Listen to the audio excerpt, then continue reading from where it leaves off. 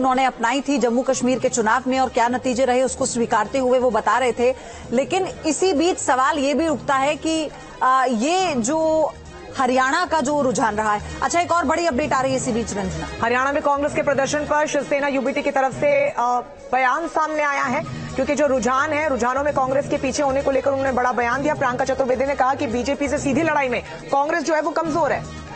हरियाणा में कांग्रेस के प्रदर्शन पर शिवसेना यूबीटी की तरफ से बयान आया। रुझानों में कांग्रेस के पीछे होने पर शिवसेना यूबीटी का बयान आया। कहीं ना कहीं कांग्रेस पार्टी को भी अपनी रणनीति देखनी पड़ेगी कि जैसे डायरेक्ट फाइट होती है बीजेपी के साथ, कांग्रेस कहीं ना कहीं कमजोर पड़ जाती है। तो क्यों है रीवर्क द एंटायर अलायंस, ऐसा कोई मैं मानती हूं कि अभी नतीजे जब आएंगे तो फाइनली पता चलेगा। बट अगर जीतते हैं तो उनको बधाई के पात्र भी बनते हैं कि despite anti incumbency they have done well.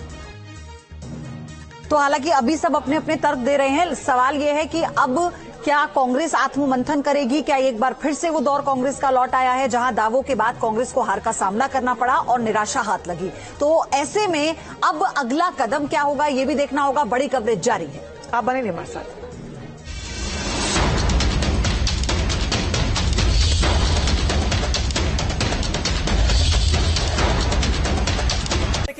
आप तो बहुत लंबे समय से अनुराग जी जर्नलिज्म कर रहे हैं और अप्रॉक्सीमेटली 3.5 घंटे जो है इस ट्रेंड को चलते हुए हैं और पिछले अगर अप्रॉक्सीमेटली 1.5-2 घंटे से आप देखें तो भारतीय जनता पार्टी लगातार अपना लीड मेंटेन किए हुए है। मैं नहीं कहता हूं कि मेंटेन किए हुए है, मैं नहीं कहता हूं कि माइनर चेंजेस नहीं हो सकते, लेकिन कहीं ना कहीं अगर पिक्चर देखें तो क्लियर है।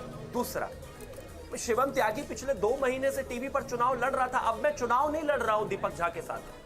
मैंने क्या किया उसका और मेरी पार्टी ने क्या किया, मेरे नेता ने क्या किया, मेरे प्रधानमंत्री ने क्या किया, गृह मंत्री ने क्या किया, मुख्यमंत्री ने क्या किया, वो हम जनता के बीच में लेकर गए थे। उस पर हमें उन्होंने वोट दे दिया। क्लैरिटी आपके सामने है। जनता ने पहलवानों को भी देखा, जनता ने किसानों को भी देखा, जनता ने जवानों को भी देखा, जनता ने महंगाई को भी देखा और उसमें सबको देखने के बाद ही जो नंबर्स है वो आपके सामने है।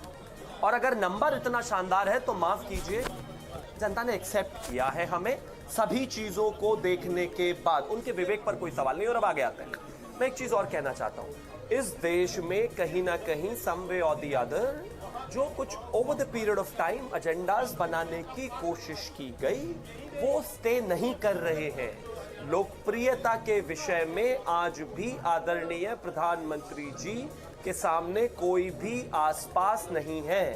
कुछ एजेंडा जो बनाने की कोशिश कुछ राज्यों में एक तरीके से प्रयोगशाला के तौर पर इस्तेमाल किए गए, अगर प्रयोगशाला ही फेल हो गई तो देश में तो वो कहीं था ही नहीं। और देश की जनता अब जानती है, समझती है कि जब आप इस तरह का प्रोटेस्ट रेस करेंगे, बनाएंगे, फिर उसके बाद पार्टी या तो बना लेंगे या पार्टी में आ जाएंगे, फिर चुनाव लड़ेंगे, फिर देश को दिखाएंगे।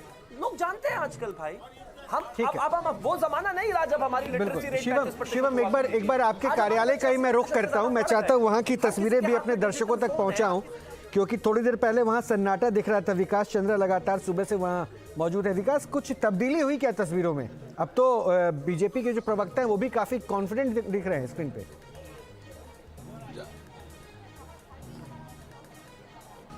जी, अब लोगों में बहुत ज़्यादा आत्मविश्वास आ गया। हालांकि सुबह से ही जो बीजेपी के प्रवक्ता और जो पैनलिस्ट हैं उनकी अगर बात की जाए तो लोग सुबह से अपने दावे कर रहे हैं, लेकिन बीजेपी कार्यालय की अगर बात की जाए तो तमाम सारे अब इनके वरिष्ठ नेता और जो महासचिव हैं वो सभी अब बीजेपी दफ्तर पहुंच रहे हैं।